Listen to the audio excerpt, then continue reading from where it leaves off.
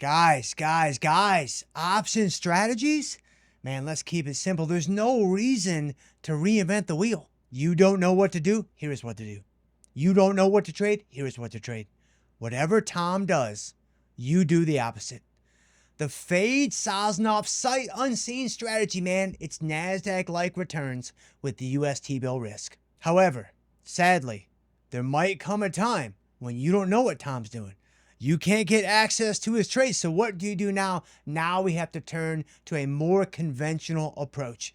And this is where my number one option strategy can come home to roost. And you guys already know what it is. If you've been following me for any longer than 18 minutes, you know what I'm going to say. The short put.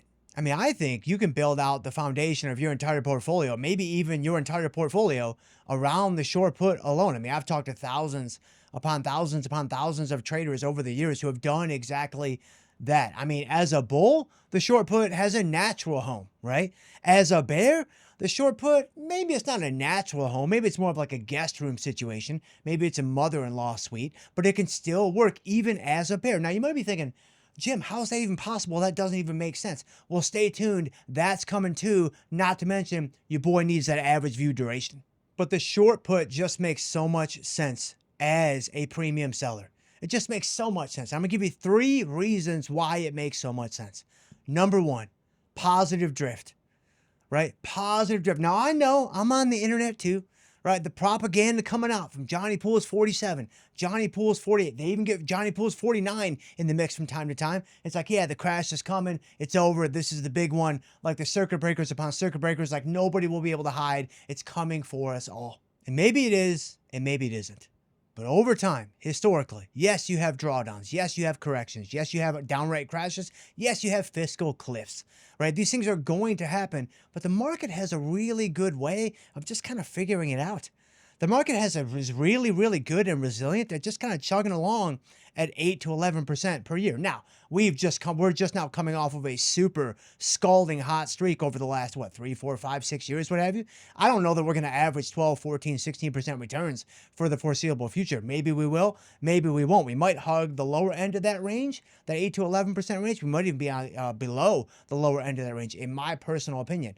But I do think that if history is any guide, going all the way back to when tulips IPO'd back in the 1500s, I think we're probably going to be okay playing this thing to the upside. So while I personally do like actively trading the market, more so from the short side than the long side, more details on that too coming up in a future video, of course. Longer term, man, I'm just as bullish as the next guy. I'm a perma bull just like everybody else, and I see no reason not to be. So a short put with its positive delta is a perfect pairing for a market that does want to drift higher over time. Okay, number 2, it's got to be positive theta. Right? It's got to be time working for us. It's got to be the natural decay of option prices working for our benefit, right? The calendar passing is a good thing. Time marching on is a good thing. And hey, for us old guys, that's not usually the case, right? And so it's kind of a welcome relief that now it's actually helping me out.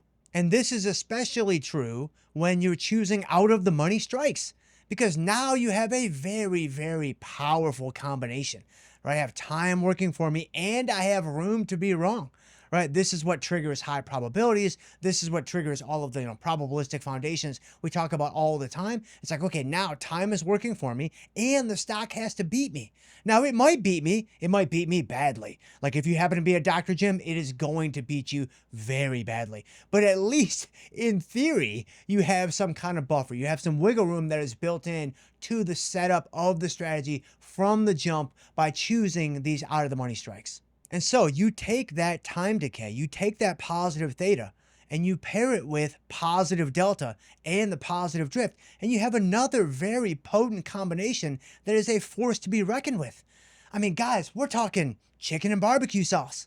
I mean, guys, we're talking peanut butter and oatmeal. Or guys, we're talking my personal favorite, tuna fish and applesauce. But lastly, number 3, with a short put, You also have negative vega. Now, if you are brand new to options, like if you are a beginner trader, like some of the terminology, you might get lost, whatever else. Hey, welcome aboard. I'm so glad that you're here. Man, I have so much beginner content coming out. I have so much newbie stuff coming out. Just stay tuned. We're just trying to get it out as quickly as we possibly can. But negative vega, all it means is this. It's actually a pretty simple idea.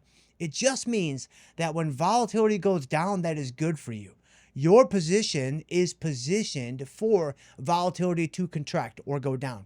If it does do that, then that's beneficial. If volatility expands or goes up, then that's going to work against you. So if you're negative vega, you're short volatility, you want volatility to go down. If you are positive vega, you are long volatility, you want volatility to go up. And with a short put, it is always going to be a short vega strategy.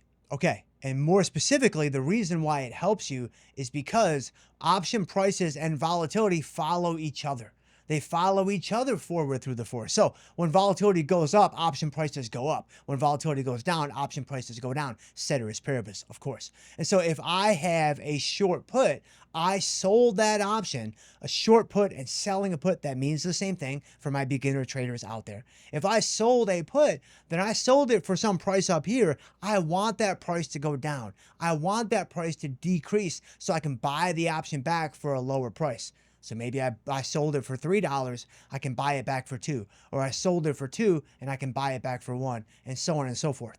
And so if I'm short vega and I want the option price to go down, volatility contracting is going to help the option price do that because the price is going to follow volatility. Now, on the other hand, if volatility expanded, then option prices would increase, and that would work against my efforts as the put seller with that short put. Same thing, put seller, short put, synonymous, because option prices will be increasing due to the volatility expansion. So being short vega, I want volatility to go down, and that is going to help me. Well, that's good news, because when the market is drifting higher, as the market typically moves higher over time, volatility tends to move inversely with market prices. So market prices up, market volatility down. If I'm short vega, I get to capitalize on that as well.